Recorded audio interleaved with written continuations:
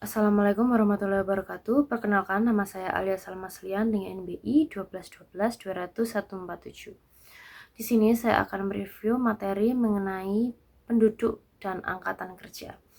Hubungan penduduk dan angkatan kerja merupakan salah satu faktor kunci dalam dinamika bisnis. Keduanya saling mempengaruhi dan membentuk lanskap ekonomi suatu negara.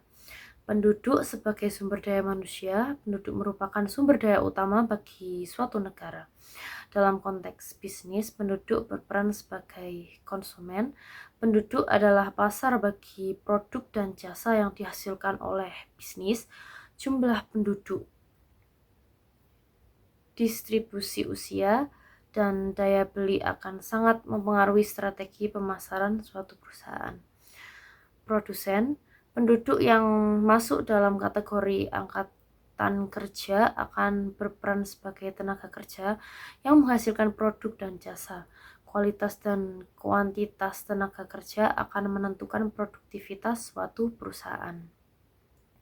Faktor-faktor yang mempengaruhi hubungan penduduk dan angkatan kerja. Yang pertama, pertumbuhan penduduk. Pertumbuhan penduduk yang tinggi dapat meningkatkan jumlah angkatan kerja, namun juga dapat meningkatkan tekanan pada sumber daya alam dan infrastruktur. Yang kedua, struktur usia.